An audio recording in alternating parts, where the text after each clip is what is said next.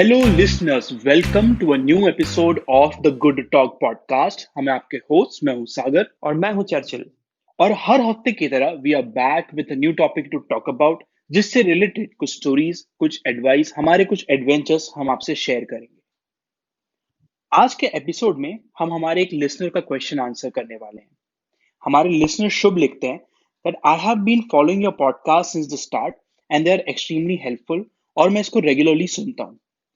I was wondering if you can share something about the essentials of finance that every student or youngster should know about, और कैसे वो अपने expenses को track कर सकते हैं, कैसे ये देख सकते हैं कि वो कितना स्पेंड कर रहे हैं, और ऐसे कौन से गुड या बैड एक्सपीरियंसेस हमारे रहे हैं फाइनेंसेस के साथ जो हम शेयर कर सकते हैं अपने लिसनर्स के साथ। So thank you so much Shubh for sending us your feedback and your question. Shubh के क्वेश्चन को आंसर करने से पहले we again want to mention कि हम ये एपिसोड स्काइप पे रिकॉर्ड कर रहे हैं। एंड क्योंकि ये एपिसोड हम स्काइप पे रिकॉर्ड कर रहे हैं, there might be some audio delays, या फिर कभी आवाज बहुत तेज या बहुत धीमी जाती हुई लग सकती है। We apologise for the poor quality of audio in advance. And with that let's start today's episode. Churchill, I think ये बहुत ही इंपॉर्टेंट टॉपिक है, ना सिर्फ यंगस्टर्स के लिए बल्कि हम लोगों के लिए भी। Because we have so much experiences जो मनी से रिलेटेड होते हैं, जो अच्छे या बुरे निकल जाते हैं, और काफ़ी चीज़ें हमें पता पड़ती है जैसे जैसे हम ग्रो अप करते हैं। आई समटाइम्स विश कि अगर कोई पहले मुझे ये चीज़ें बता देता तो शायद हमारी फाइनेंशियल सिचुएशंस इवन बेटर होती और हम और बेटर तरीके से मनी के बारे में सोचते। What do you think about it? Sagar, आपने जो बात कही वो बिल्कुल सही है कि अगर हमें कोई पहले समझाने वाला होता तो हम काफी डिफरेंट तरीके से अपने मनी को टैकल करते और हमारे डिसीजंस काफी अलग होते। बट आप ये नोटिस करेंगे कि जब हम उस एज में होते हैं तो हम बहुत रिसेप्टिव नहीं होते हैं एडवाइस को लेके। और नो मैटर कोई हमें कितनी भी सही एडवाइस दे रहा हो, उसके रिसीव करने के और उस पर एक्ट करने के हमारे चांसेस काफी कम होते हैं। बिफोर वी जंप ऑन के एक यंगस्टर क्या कर सकता है या एक स्टूडेंट क्या कर सकता है अपनी मनी को लेके, मैं आपसे आपकी लाइफ के बारे में कुछ जानना चाहता हूँ। आप जब छोटे थे तो क्या आपको पॉकेट मनी मिला करती थी? इसमें मेरा एक्सपीरियंस थोड़ा अलग तरह का रहा है, क्योंकि मेरे घर में पॉकेट मनी का डायरेक्ट कंसेप्ट कभी नहीं रहा। तो ऐसा कभी नहीं हुआ कि मुझे एक स्पेसिफिक अमाउंट हर मंथ मिलता है। डेफिनेटली मेरे पास एक पिगी बैंक था जिसमें मैं कुछ मनी सेव करता रहता था। But usually I was lucky enough to get money when I wanted it. तो अगर मुझे सच में कोई चीज़ चाहिए होती थी तो मैं मांग सकता था और मुझे उसके लिए मनी मिल जाता था। Thankfully for a long time मेरे को बहुत सारे खिलौने या ऐसी टाइप की चीज़ें चाहिए नहीं पड़ती थी। सो मेरे एक्सपेंसेस बहुत कम थे। बट आई डू फील कि I was really lucky to be born in a family जहाँ पे मेरे को अगर मैं मांगता तो पैसे मिल जाया करते थे। मुझे लगता है कि जब हम यंग थे तब पॉकेट मनी का कंसेप्ट इतना प्रेवलेंट भी नहीं था।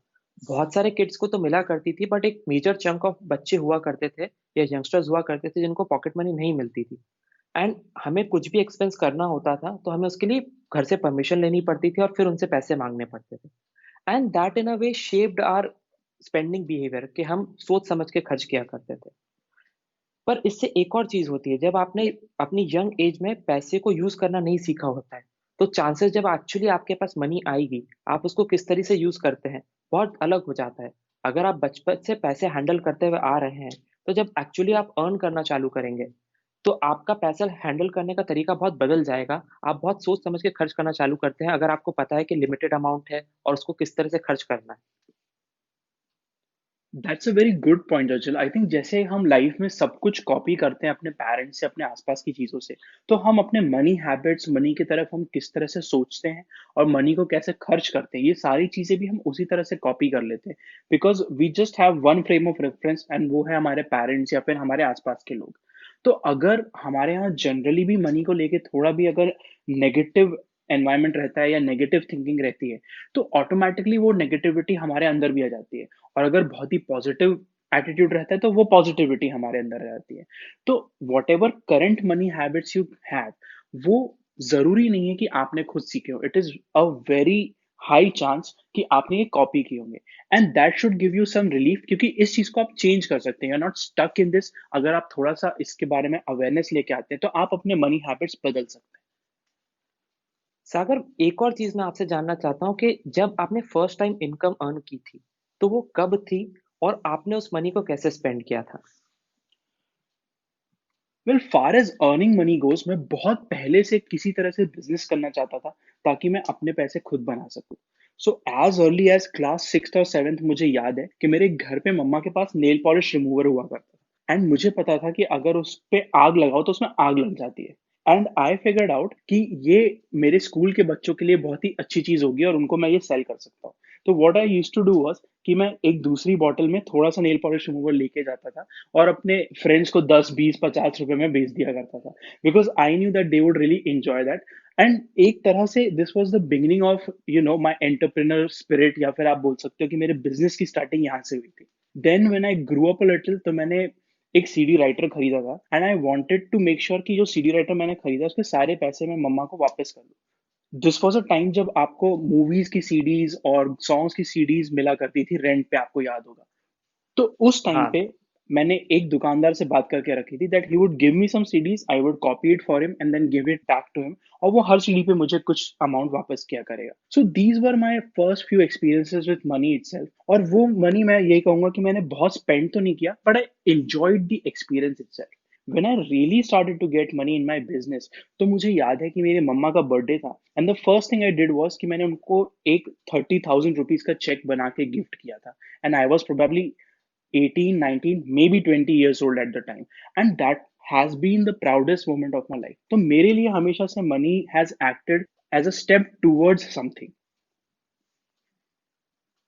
सागर, ये तो बात हुई उस समय की जब हमारे पास रिस्पॉन्सिबिलिटीज नहीं थी। हम जो भी मनी कमाते थे वो हमारी थी, और हमारी इच्छा पे निर्भर करता था कि हम उसे कैसे खर्च करना चाहते हैं या किसको गिफ्ट देना चाहते हैं। बट एक टाइम आता है जब आपके ऊपर रिस्पॉन्सिबिलिटीज आ जाती है, व्हेन यू अर्न, एंड आपके ऊपर रिस्पॉन्सिबिलिटी होती है कि आप घर पे भी कंट्रीब्यूट करें, and at the same time आप अपने एक्सपेंसेस भी उसी पैसे से निकालें। हाउ वाज योर एक्सपीरियंस जब ये चीजें हुई, जब आपने मनी खुद अर्न करना चालू किया, और जब आपने अपने एक्सपेंसेस खुद से अपने ऊपर रिस्पॉन्सिबिलिटी लेके करना चालू की? आई बिलीव ये चीज थोड़ी सी इजी हम लोगों के लिए इसलिए रहती है बिकॉज हमने बचपन से सुना होता है कि आपको घर पे कंट्रीब्यूट करना है, that your money is not just yours, आपको कुछ ना कुछ तरीके से घर पे भी कंट्रीब्यूट करते रहना है और घर की चीजों में हेल्प भी करनी है। तो it was not very difficult for me to part with my money in that sense. However मुझे याद है कि उस वक्त मैं अपने खुद के भी खर्चे किया करता था। I used to live in Bombay and had a lot of parties, had a lot of great weekends and so on. तो मेरे को काफी टाइम लगा पैसे बचा के घर सेंड करने में। सर, मुझे ऐसा लगता है कि जब हम पहली-पहली बार अर्न करना चालू करते हैं, और ये हम सभी के साथ होता है, तो बचाना is the least of our priorities. हम मोस्टली सोचते हैं कि हम जितना ज़्यादा कंज़्यूम कर सकें, जितना ज़्यादा पार्टी कर सकें, जितने ज़्यादा नए कपड़े खरीद सकें, नया मोबाइल ले सकें, या ऐसे कोई भी एक्सपेंडिचर होते हैं, हम वही सब करने की कोशिश करते हैं। और ये बहुत ही नेचुरल है, क्योंकि हम ज़िंदगी भर रुके हुए रहते हैं उस मोमेंट के लिए कि जब हम कमाएँगे और हम बिना किसी रोक-टोक के अपना पैसा यूज़ कर सकेंगे। एंड वहाँ पे से मुझे लगता है थोड़ा-सा कॉन्शियस होना बड़ा ज़रूरी है। जैसा कि हम सभी जानते हैं कि कंपाउंडिंग का पावर क्या होता है। अगर आपने जल्दी अपनी लाइफ में इन्वेस्ट करना चालू किया है, तो आपको उसके रिटर्न्स बहुत आगे तक और बहुत ज़्यादा मिलेंगे एज़ कम्पेयर्ड टू जब आप लेट इन्वेस्ट करना चालू करते हैं। जस्ट एज़ एन एग्ज़ाम्पल, अगर आप ₹1000 हर महीने आज से 20 साल तक बचाएँगे, तो जब 20 साल खत्म होंगे, तो आपके वो ₹1000 का इन्वेस्टमेंट जो 20 साल की पीरियड पे सिर्फ़ 2,40,000 का होता है, वो 7,23,000 का हो जाता है।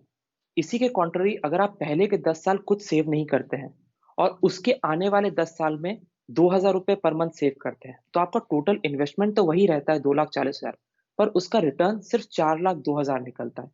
सो आप एक डिफरेंस देख सकते हैं कि जब आप जल्दी सेव करना चालू करते हैं और सेम अमाउंट सेव करते हैं, तो आपको 7,23,000 मिलते हैं। बट जब आप वही अमाउंट 10 साल बाद सेव करना चालू करते हैं, तो आपको सिर्फ 4,02,000 मिलते हैं। So that is the difference of compounding, कि अगर आपने अपनी लाइफ में पहले इन्वेस्ट करना चालू किया और पहले सेव करना चालू किया, सो आपकी मनी से ज़्यादा आपका टाइम आपके लिए अर्न करेगा। चर्चिल, आई थिंक ये हमें पता तो होता है इन कंसेप्ट फॉर्म कि कंपाउंड इंटरेस्ट से हमें आगे जाके काफी ज्यादा फायदा होगा, but to actually save is very difficult. आप जब सच में सेविंग करने की बात करते हैं तो बहुत अजीब लगता है क्योंकि आपको अपने एक्सपेंसेस कट करने के बारे में सोचना पड़ता है या फॉर दैट मैटर आपको अपना फन कट करने के बारे में सोचना पड़ता है। आपको लगता है कि आप उतना फन नहीं कर पाएँगे और तभी आप सेव कर पाएँगे। तो एक तरह से एक एटीट्यूड की प्रॉब्लम होती है कि आप किस तरह से अपने मनी को देखते हैं और आपके पास कोई स्ट्रॉन्ग रीज़न, कोई इमीडिएटली स्ट्रॉन्ग रीज़न नहीं होता सेव करने का, इवन इफ अगर आपको लगता है कि फ्यूचर में वो मनी काफ़ी ज़्यादा हो जाएगा तो। Because the future is really far away. What do you think someone can do to get in the right mindset कि वो सेव करना स्टार्ट करे? क्योंकि मुझे याद है कि जब मैं 23-24 का था तब सेव करना was the least of my worries. Sagar, मुझे इसमें 2 चीज़ें लगती हैं। पहला तो ये कि अगर आपके बचपन से ये सेविंग का कांसेप्ट आप में डाला गया है, तो जब आप एक्चुअली अर्न करना चालू करेंगे तो आपके लिए बहुत आसान हो जाता है। और दूसरा ये कि जब आपने मनी को ग्रो होते हुए देखा है, खुद की पावर पे, तो आपके लिए सेव करना बड़ा आसान हो जाता है। अगर बचपन से ही आपके पास एक सेविंग बैंक अकाउंट रहा था या आपने कोई एफडी बनाई थी और आपको दिखता है कि आपने ₹100 डाले थे और 1 साल के बाद वो ₹100 ₹105 में बदल गए हैं, तो आप देख पाते हैं कि बिना कुछ किए भी पैसा अर्न कर सकता है। और जब आप ये पावर एक्चुअली अपनी आँखों से देखते हैं, तो आपके अंदर सेव करने की प्रोबेबिलिटी काफ़ी बढ़ जाती है क्योंकि अब आपके पास रियल प्रूफ है उस चीज़ का कि मनी ग्रो कर सकती है। बट अगर आपके पास ऐसा कोई पास्ट रेफरेंस नहीं रहा है, तो ये थोड़ा-सा डिफ़िकल्ट हो जाता है। पर उसमें मुझे लगता है कि दूसरा कांसेप्ट बड़ा वर्क करता है। आपको अपना ग्रैटिफ़िकेशन डिले करना पड़ेगा ताकि आपका फ्यूचर अच्छा हो सके। जैसा कि आप जानते होंगे कि जब हम पेड़ लगाते हैं, तो पेड़ फल उसी दिन नहीं देता है। तो वही चीज़ मनी के साथ भी होती है। जब आप मनी सेव करना चालू करते हैं, तो उसके रिटर्न्स आने में टाइम लगता है। जैसे आपने आज पेड़ लगाया है, आज से कुछ सालों बाद वो फल देना चालू करेगा और आप उसके बेनिफिट्स एन्जॉय करेंगे।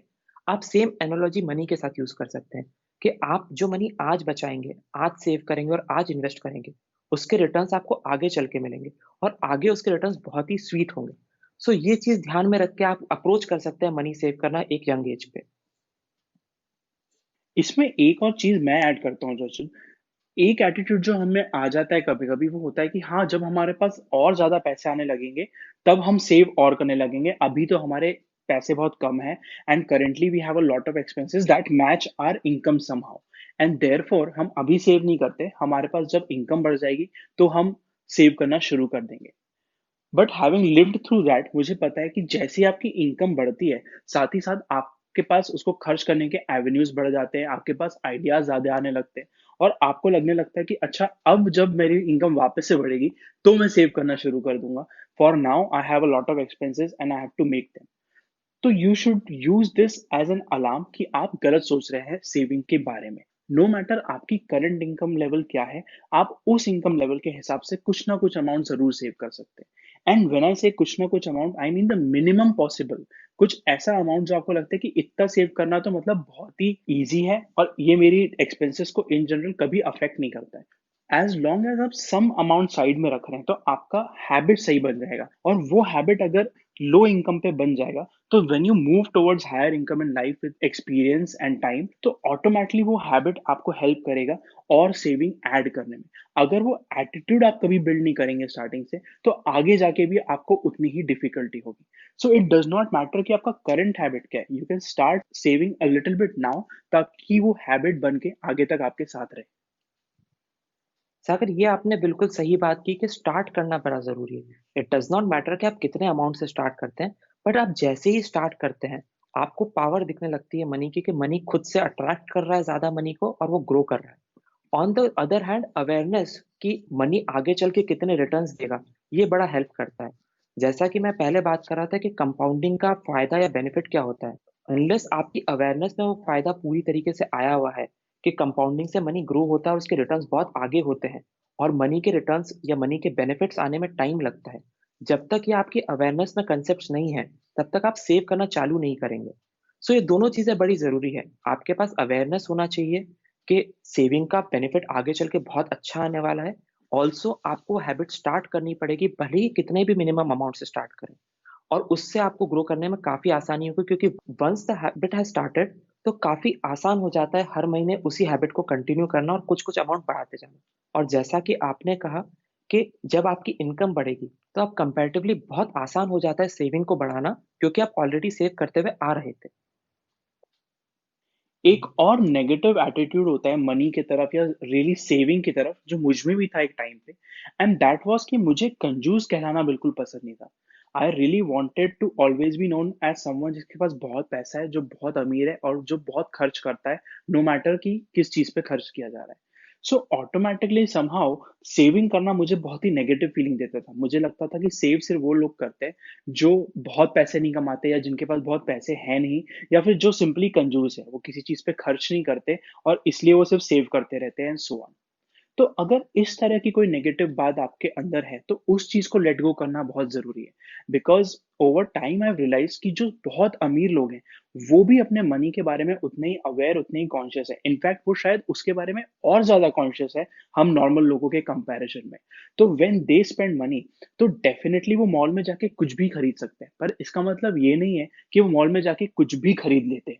So being able to do something and actually doing it has a difference of awareness. अगर आपको अपने मनी को बढ़ाना है, if you want to save and you want to be rich in the future, तो the easiest way to get there is to change ये negative attitude कि किसी भी तरह से आपको सेव करना है and that's not a bad thing.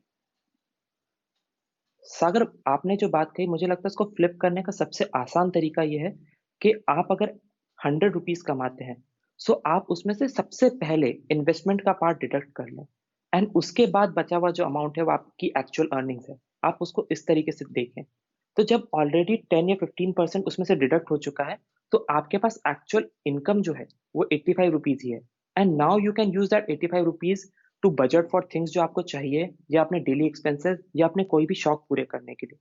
And ये बड़ा ज़रूरी भी है कि हम सेविंग्स को सबसे पहले डिडक्ट कर लें, क्योंकि अगर हम सोचते हैं कि हम बाकी सारे खर्चे करने के बाद फिर अपनी सेविंग्स निकालेंगे या लॉन्ग टर्म में इन्वेस्ट करेंगे, तो बड़ा ही अलग तरीके का काम हो जाता है। क्योंकि जब आप खर्चे करने पे आते हैं, तो आज के इस कंज्यूमरिस्टिक सोसाइटी में इतने खर्चे हैं कि आप उन्हें एंड नहीं कर सकते। आप आज कोई नया फ़ोन खरीदेंगे, कल आपको ब्लूटूथ हेडफ़ोन्स की ज़रूरत लग जाएगी। जब आप वो खरीदेंगे तो आपको ऐप्स खरीदने की ज़रूरत लग जाएगी। आपको अपने गर्लफ्रेंड या बॉयफ्रेंड के लिए गिफ्ट खरीदना होगा, आपको नए कपड़े खरीदने होंगे। सो एक्सपेंसेस की लिस्ट बहुत लंबी है और वो कभी एग्ज़ॉस्ट नहीं होने वाली है। सो बड़ा ज़रूरी है कि इन्वेस्टमेंट का पार्ट सबसे पहले, और जिस दिन आपकी इनकम क्रेडिट होती है, उसके नेक्स्ट डे ही डिडक्ट हो जाना चाहिए, ताकि वो इनेविटेबल हो जाए। That's a great tip Churchill, और आई थिंक अभी करंट टेक्नोलॉजी के साथ तो ये बहुत ही आसान है। आपको सिर्फ एक बार अपने आप को समझाना पड़ता है कि आप कर रहे हैं, और एक बार ही आपको एक स्टैंडिंग इंस्ट्रक्शन अपने नेट बैंकिंग में ऐड करना पड़ता है कि आपका मनी ऑटोमेटिकली डिटेक्ट हो जाए। और अगर आप मेरी तरह हैं और आपको सेविंग करना या इन्वेस्ट करना या सबसे पहले अपने पैसे कट करवाना थोड़ा नेगेटिव लगता है, या इससे कुछ भी नेगेटिव कॉनोटेशंस आपके माइंड में आते हैं, तो आप उसका नाम बदल सकते हैं। You can start calling it future income. क्योंकि ultimately saving is not just saving. ऐसा नहीं है कि आज आप अगर 5,000 रुपए सेव कर रहे हैं तो फ्यूचर में भी आपको रिटर्न में 5,000 ही मिलेंगे। अगर आप आज 5,000 सेव कर रहे हैं तो आपको उसके ऊपर जो इंटरेस्ट मिलेगा, भले ही वो सेविंग बैंक का इंटरेस्ट हो या फिक्स्ड डिपॉजिट का इंटरेस्ट हो या म्यूचुअल फंड के रिटर्न हो, आप जो भी पैसे आज डाल रहे हैं, they are insuring your future income. तो start calling it future income, और उसको सबसे पहले अपने सैलरी में से या फिर अपने इनकम में से डिडक्ट करवा लीजिए। Then you will see after 3-4 months कि आपका पैसा धीरे धीरे एड ऑन हो रहा है and it does not feel that difficult to get it deducted. इसके अलावा मुझे एक और चीज़ लगती है सागर, कि जब आप यंग होते हैं, तो आपको कभी लोन्स पे रिलाय नहीं करना चाहिए। हम नोटिस करेंगे कि आजकल नए मोबाइल खरीदने के लिए लोग ईएमआई पे मोबाइल ले लेते हैं, या कोई और चीज़ खरीदने के लिए, कोई परचेज़ेज़ करने के लिए ऑनलाइन ईएमआई कटवाना चालू कर देते हैं। एंड मुझे लगता है यंग एज में ये चीज़ करना बहुत ही गलत होता है। फॉर दैट मैटर, मैं तो क्रेडिट के काफ़ी अगेंस्ट रहता हूँ, अनलेस वो बिज़नेस पर्पसेस के लिए लिया गया हो। आपको क्रेडिट तभी लेना चाहिए या लोन तभी लेना चाहिए जब वो एब्सोल्यूट नेसेसिटी का हो, या किसी ऐसी चीज़ के लिए हो जो आपको ग्रोथ देने का काम करती है। उसके अलावा लग्ज़री आइटम्स पे लोन लेना एक बहुत ही गलत स्टेप है, आपके माइंडसेट को फ्रेम करने में भी और आपकी करंट लाइफ़स्टाइल के हिसाब से भी।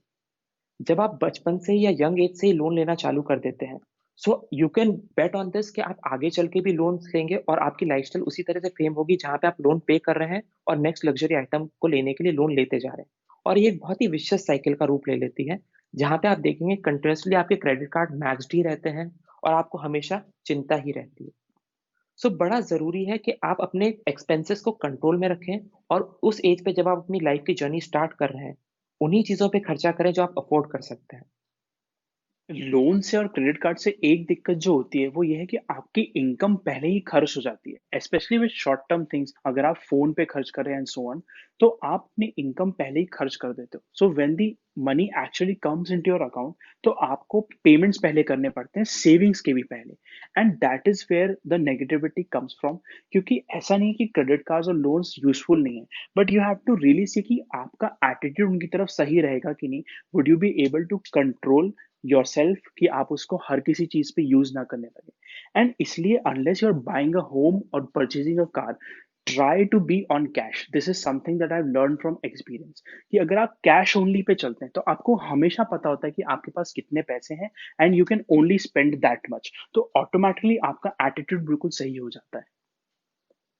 सागर, और यंग एज में ये डिफरेंशिएट कर पाना कि हम वो एक्सपेंडिचर सही कारणों से कर रहे हैं या सही चीज़ पे कर रहे हैं, काफ़ी डिफ़िकल्ट होता है। और इसीलिए मुझे लगता है कि जब तक आप कंसिडरेबल अमाउंट ऑफ ईयर्स तक अर्न नहीं कर चुके हैं, 5 ईयर्स या 3 ईयर्स तक, तब तक आपको अवॉइड करना चाहिए लोन पे या क्रेडिट पे कोई चीज़ लेने के लिए। क्योंकि अभी तक आपकी नेसेसिटी का पूल या आपकी वांट्स का पूल काफ़ी बड़ा है और आप में इतनी समझ आई नहीं है। सो एक आसान तरीका उस चीज़ को अवॉइड करने का, उस नेगेटिविटी को अवॉइड करने का ये है कि आप शुरुआत के सालों में जब आप कमाना चालू करते हैं, अपने आप पे प्रेशर ना बनाएँ कि हम सही खर्चा कर रहे हैं या नहीं कर रहे हैं। बस ये ध्यान रखें कि आप क्रेडिट पे कोई खर्चा नहीं कर रहे हैं। And if you really want something, may be a phone और एनीथिंग एल्स, तो सेव फॉर इट।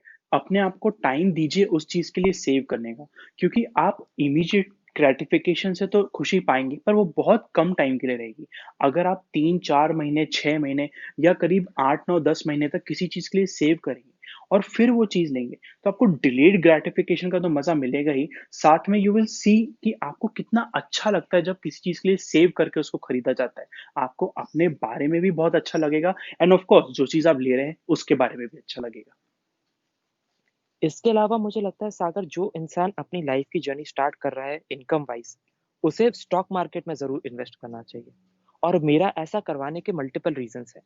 मुझे लगता है जब आप स्टॉक मार्केट में इन्वेस्ट करते हैं, तो आप इकोनॉमी के बारे में ज़्यादा अवेयर हो जाते हैं। आप ज़्यादा ओपन हो जाते हैं चीज़ों को देखने के बारे में। आप देखते हैं कौन-सी कंपनीज़ अच्छा कर रही हैं, कौन-सी कंपनीज़ बुरा कर रही हैं, इकोनॉमी के जनरल हालात कैसे हैं।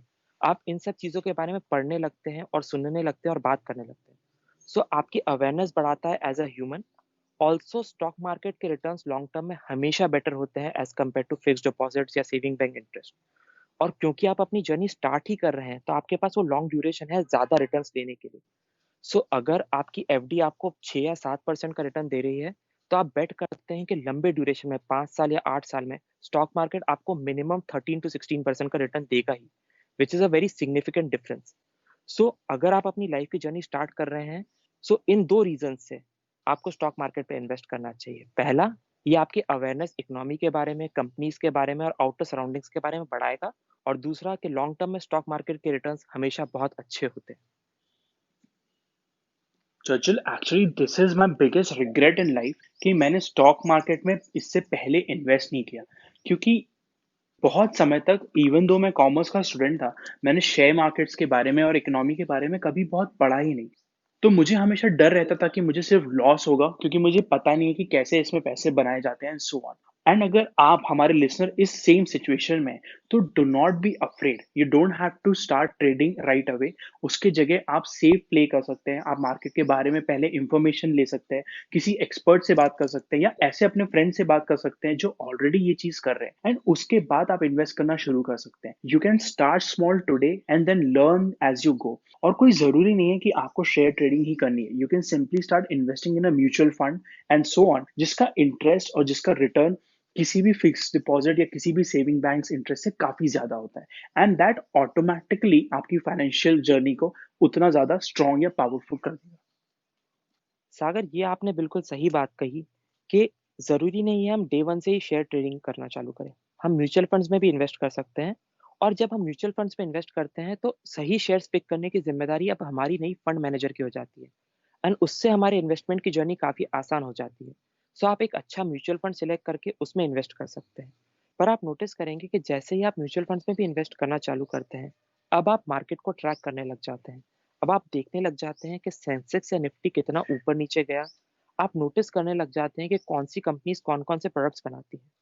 एक बहुत ही अच्छा तरीका शेयर्स में इन्वेस्ट करने का है, वो ये कि आप उन प्रोडक्ट्स में इन्वेस्ट करें या उन शेयर्स में इन्वेस्ट करें जो आप खुद कंज़्यूम करते हैं। क्योंकि जब आप कोई प्रोडक्ट खुद कंज़्यूम करते हैं, तो आपको उसके पॉज़िटिव बेनिफिट्स पता होते हैं। आपको पता होता है कि कस्टमर का उसके प्रति रिएक्शन या उसके प्रति उसका आउटलुक क्या है और उसकी फ्यूचर कैसे होने वाली है। फॉर इंस्टेंस मैंने बहुत से लोगों को देखा है जिन्होंने जब बुलेट बाइक खरीदी थी, तो उन्होंने बुलेट बाइक बनाने वाली कंपनी में इन्वेस्ट करना चालू कर दिया। सो आप भी इस तरह का आउटलुक रख सकते हैं। आप उन्हीं प्रोडक्ट्स में इन्वेस्ट करिए, उन्हीं शेयर्स में इन्वेस्ट करिए जिनको आप खुद यूज़ करते हैं। एंड वो एक बहुत ही सेफ तरीका होता है मार्केट में जाने का। That's a great example Churchill. इस तरह से तो मैंने कभी इन्वेस्टिंग के बारे में सोचा ही नहीं। एंड आई थिंक बुलेट के लिए लोग कर भी पाते हैं ये, बिकॉज बुलेट इज समथिंग जिसके लिए लोग बहुत पैशनेट भी होते हैं। सो ऑटोमेटिकली जिस चीज के लिए आप पैशनेट है उसमें इन्वेस्ट करना ईजी हो जाता है, आपका मन करता है उसमें इन्वेस्ट करने का। But even if you are using very general products जिनके बारे में आप उतना पैशनेट नहीं है, पर क्योंकि आप उनको यूज कर रहे हो तो उसके तरफ आपका शायद एक बेसिक नॉलेज, एक बेसिक एटीट्यूड रहता है, जो आपको पता रहता है कि आगे उसके साथ क्या होने वाला है या उसके फ्यूचर प्रोस्पेक्ट्स क्या है। So this is a great way to invest, a pretty good tip. Sagar एक पर्सनल एग्जांपल मैं भी यहाँ पे देना चाहूँगा। मैंने रिसेंटली अपनी शॉपिंग चेंज करके डीमार्ट से करना चालू की थी एंड मैं डीमार्ट में जब भी जाता था तो मैं देखता था कि वहाँ पे कस्टमर्स की वॉल्यूम बढ़ने लग गई है, उनकी फैसिलिटीज़ बेटर हो गई है। एंड तब मैंने नोटिस किया कि डीमार्ट एक बहुत ही अच्छा स्टॉक है इन्वेस्ट करने के लिए। सो जब आप रियल लाइफ में भी नेविगेट करते हैं और आपका आउटलुक थोड़ा-सा बड़ा है और आप रिसेप्टिव हैं चीज़ों को, तो आप नोटिस करेंगे कि अच्छे शेयर्स के बारे में जानकारी और अच्छे स्टॉक्स के बारे में जानकारी आपको ऐसे भी मिल जाती है। सो अगर आप थोड़ा-सा ओपन रहेंगे, तो ये वही सभी चीज़ें हैं जो आप डेली बेसिस पे यूज़ करते हैं। तो बड़े आसानी से यंग एज में भी और कम एक्सपीरियंस के साथ भी आप ऐसे स्टॉक्स पिक कर पाएँगे, जो आगे बहुत अच्छा रिटर्न्स देने वाले हैं। चर्चिल, इसके अलावा what do you think about trekking your expenses? मुझे पता है कि आप अपने एक्सपेंसेस काफी ट्रैक किया करते थे और अभी भी करते हैं। Do you think it helps कि आप किस तरह से अपना मनी खर्च करते हैं? सागर मुझे ऐसा लगता है कि ट्रैकिंग करना एक्सपेंसेस की एक ओवरकिल होता है, क्योंकि मैंने काफ़ी टाइम तक काफ़ी ऐप्स और गूगल शीट्स और स्प्रेडशीट्स के थ्रू अपने एक्सपेंसेस को ट्रैक किया है। मैंने नोटिस किया है कि आप कितनी भी ट्रैकिंग कर लें, उससे कुछ बदलता नहीं है। A better and different strategy is कि जैसे ही आपकी इनकम आए, आप उसका 10 से 15% इन्वेस्ट कर दें। उसके बाद के अमाउंट को आप बजट करें अपने बिग एक्सपेंडिचर्स के लिए, मे बी मोबाइल परचेज़ करना, बाइक परचेज़ करना या कार परचेज़ करना। और उसके बाद जो अमाउंट बचता है, आप उसे खर्च कर दें बिना किसी ट्रैकिंग के। जब आप इस तरह से जाते हैं, तो आप नोटिस करेंगे करने की मेहनत तो बच जाती है, आपकी इन्वेस्टमेंट्स भी हो रहे हैं, आपको जो परचेज़ेज़ करनी है, उनके लिए आपने बजटिंग भी करी है and now you can easily spend with your money without thinking a lot. आपको देखकर मैंने भी कुछ समय के लिए ट्रैकिंग करी थी अपने एक्सपेंसेस की। एंड आई रियलाइज कि बार बार हर महीने ट्रैक करने से कोई बहुत फायदा होता नहीं है। यू शुड बेसिकली नो कि पर मंथ आपका जनरल खर्चा कितना होता है, आपको सेव कितना करना है। वो सेविंग करने के बाद you can either take out cash from your account या फिर आप अपने पेटीएम वगैरह में बैलेंस डलवा सकते हैं। Does not matter how you actually spend it, but simply limiting your self bye knowing कि आपको मंथ में कितना चाहिए पड़ता है, आपको हेल्प करेगा अपने फाइनेंसेस प्लान करने में। उससे ज़्यादा ट्रैकिंग या बहुत ही छोटी-छोटी चीज़ों की ट्रैकिंग करना मुश्किल तो होता ही है, साथ ही साथ उसका कोई फ़ायदा नहीं होता। सागर मैंने पर्सनली नोटिस ये किया है कि जब आप ट्रैकिंग करते भी हैं, तो ज़रूरी नहीं है कि आपने ट्रैकिंग के बाद जो डेटा इकट्ठा किया है, उससे कोई कॉन्क्रीट एक्शन आ रहा है। हम लोग कॉर्पोरेट्स की तरह एक्ट नहीं करते हैं, जहाँ पे ट्रैकिंग का बहुत फ़ायदा आ पाता है। सो हम डेटा तो बहुत सारा इकट्ठा कर लेते हैं, बट हम जब खर्चा करने की बारी आती है, तो अपना खर्चा रोक नहीं पाते हैं, क्योंकि हमारी हैबिट्स वैसे नहीं रहती हैं। So rather than tracking a lot of expenses, आप ये कर सकते हैं कि आप अपनी हैबिट्स चेंज करें। आप सबसे पहले लॉन्ग टर्म इन्वेस्टमेंट्स करें, फिर उन खर्चों के लिए बजट करें जो आप करना चाहते हैं एंड देन उसके बाद बचा हुआ जो अमाउंट है, वो अपने डेली एक्सपेंसेस पे या फूड पे या क्लोथ्स पे खर्च कर लें। चर्चिल, इसके अलावा do you have any other technique या टिप जो आप शेयर करना चाहते हैं? सागर एक फाइनल टिप जो मेरे पास है वो ये है कि आपको यंग एज से ही मेडिकल इंश्योरेंस, टैक्सेशन और हेल्थ इंश्योरेंस और इस तरह की सभी चीज़ों के बारे में पढ़ना और जान लेना चाहिए। जब आप एक अर्ली एज पे इन सब चीज़ों के बारे में जानते हैं और समझते हैं, तो आप सही टाइम पे वो पॉलिसीज़ अपने लिए खरीद सकते हैं। मैंने पर्सनली अपनी लाइफ में काफ़ी आगे चल के मेडिकल इंश्योरेंस लिया था और उसके काफ़ी आगे चल के टर्म इंश्योरेंस लिया था। एंड जब आप आगे की एज पे जाके इंश्योरेंस लेते हैं, तो उनका प्रीमियम का अमाउंट तो बढ़ ही जाता है, आपकी लाइफ में कवर भी कम हो जाता है। सो काफ़ी अच्छा होता है कि अगर आपको इन सब चीज़ों के बारे में काफ़ी पहले से नॉलेज है। अगर आपको अपने टैक्सेशन सिस्टम के बारे में काफ़ी अवेयरनेस है, सो आप अपनी मनी को रिलेटेड काफ़ी बेटर डिसीजंस बना सकते हैं स्टार्टिंग से ही। इनिशियली जब हम अर्न करना चालू करते हैं, तो हम नोटिस करेंगे कि पहले के कुछ साल तो हम सारा पैसा टैक्स में ही भर देते हैं, क्योंकि हमें सेविंग स्कीम्स के बारे में, एटीसी बेनिफिट्स या मेडिकल इंश्योरेंस के बेनिफिट्स के बारे में पता ही नहीं होता है। सो काफ़ी अच्छा होता है अगर आप इस तरह की सभी चीज़ों के बारे में एक्वेंटेड हो, आपको पता हो कि कैसे हमारा टैक्सेशन सिस्टम वर्क करता है, मेडिकल पॉलिसीज़ क्या होती हैं, टर्म इंश्योरेंस क्या होता है, या इस तरह के सभी इंश्योरेंस और इन्वेस्टमेंट्स किस तरह से वर्क करते हैं। जब आपको इस तरह के इन्वेस्टमेंट्स के बारे में पता होगा, तो आप अपने लाइफ के सही टाइम पे इस तरह के इन्वेस्टमेंट्स कर पाएँगे और not only you would save money on taxes, but आप अपनी लाइफ में उस समय पे ये इन्वेस्टमेंट्स करेंगे जब वो सबसे ज़्यादा रिटर्न्स आपको दे सकें।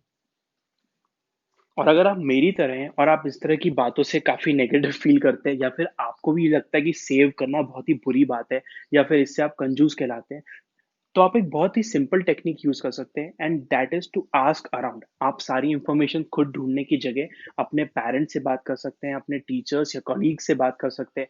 आप किसी ऐसे फ्रेंड से बात कर सकते हैं जिनको आपने देखा है मनी की तरफ ज़्यादा रिस्पॉन्सिबल होते हुए। Because it is very likely that they have already done the research और वो आपको बहुत स्पेसिफिक चीज़ें बता सकते हैं इस बारे में। Do not go to them with just random question कि मैं क्या करूँ? क्योंकि इससे आपको सिर्फ़ एक ही जवाब मिलेगा, सेव करो। And that will not be specific to your condition. थोड़ी सी रिसर्च आप करके जाइए, थोड़ा सा क्वेश्चंस उनसे पूछिए and you will be able to get more insights from them और उसके बेसिस पे आप अपनी सेविंग्स कर सकते हैं। सागर, ये आपने बिल्कुल सही बात की कि ज़रूरी नहीं है कि सभी कुछ सीखने की और सभी कुछ रिसर्च करने की ज़िम्मेदारी हमारी अकेले की है। हमारे आस-पास हमारी फैमिली में काफ़ी लोग होते हैं, जो हमसे बड़े होते हैं और उन्हें ये सब चीज़ें ऑलरेडी पता हो सकती हैं। तो हमें खुद व्हील इन्वेंट करने की ज़रूरत नहीं है। हम उनका गाइडेंस ले सकते हैं, हम उनसे सीख सकते हैं और हम उनसे पूछ सकते हैं। और एक और चीज़ मुझे जो लगता है वो जानना बड़ी ज़रूरी है, कि आप अपनी लाइफ़ में हो सकता है शुरुआत में कुछ गलत खर्चे करें और कुछ गलत इन्वेस्टमेंट्स करें, पर उससे डिसहार्टन होने की कोई ज़रूरत नहीं है। लाइफ़ बहुत बड़ी है और ये छोटा गलत इन्वेस्टमेंट आपकी लाइफ़ का बस एक पार्ट बनाता है। सो एक बड़ी पिक्चर को देखें और उस गलती से सीखने की कोशिश करें और नेक्स्ट टाइम कोशिश करें कि वो गलती कभी रिपीट ना हो। लाइफ में आपको काफ़ी मौके मिलेंगे अपने मनी को बढ़ाने के और बेटर इन्वेस्टमेंट्स करने के। बट ज़रूरी ये है कि आप अपनी पुरानी गलतियों से सीखते जाएँ और सेविंग्स और इन्वेस्टमेंट करते जाएँ। अभी तक हमने जो भी बात करी इस एपिसोड में it was all about being responsible with your money. यानी कि आपके पास जो पैसे ऑलरेडी हैं या जो आपके पास आते हैं, आप उनको रिस्पॉन्सिबली खर्च करें, उनके साथ रिस्पॉन्सिबल रहें। But there is another thing that you are responsible for and that is you are responsible for your money. यानी कि आपके पास जो इनकम आती है ये भी आपकी रिस्पॉन्सिबिलिटी है। अगर आप ये चीज लक या चांस पे छोड़ देंगे कि धीरे धीरे आपका मनी बढ़ता रहेगा या धीरे धीरे आपकी सैलरी बढ़ती जाएगी as you get experience in life, तो आप अपने मनी की तरफ पूरी तरह से रिस्पॉन्सिबल नहीं है। यू शुड मेक श्योर कि आप पर्सनली भी ग्रो कर रहे हैं, you are adding skills, you are learning new things. No matter उनसे डायरेक्टली कोई पैसा करेंटली आपको मिलता है या नहीं, पर अगर आप कहीं भी काम करते हैं और उस चीज में कुछ सीख लेने से, कुछ एक्स्ट्रा स्टडी करने से आप आगे बढ़ सकते हैं, तो वो आपको डेफिनेटली करना चाहिए। Because that is also a way of investing in your future. आप जितना इस तरह के इन्वेस्टमेंट अपने लाइफ में करते जाएंगे, उतनी आपकी इनकम आगे जाके बढ़ती जाएगी and then all the good habits जो आपने अभी सीखे होंगे कम इनकम के साथ, आप उनको एक्चुअली यूज कर पाएंगे। आई होप हमारे लिसनर को हमारी टिप्स हेल्प करेंगी अपने मनी के साथ बेटर होने में और अपने मनी रिलेटेड डिसीजंस को बेटर करने में। मैं अपने सारे लिसनर्स को बताना चाहता हूँ कि आप भी हमें अपने क्वेश्चंस, कमेंट्स और फीडबैक भेज सकते हैं। अपने क्वेश्चंस हमसे शेयर करने के लिए सिंपली व्हाट्सएप अस ऑन 8889460888। और आप हमें ईमेल भी कर सकते हैं। हमें ईमेल पे कॉन्टैक्ट करने के लिए simply send us a email eight contact@thegoodtalk.in। और इस पॉडकास्ट को किसी से भी शेयर करने के लिए just give them the link thegoodtalk.in और वो अपने फेवरेट पॉडकास्टिंग ऐप पे या अपने ब्राउज़र में इस पॉडकास्ट को सुन पाएँगे। With that, we come to an end of this episode of the Good Talk podcast. हम आपके होस्ट, मैं हूँ सागर, और मैं हूँ Churchill. saying bye bye. Bye bye.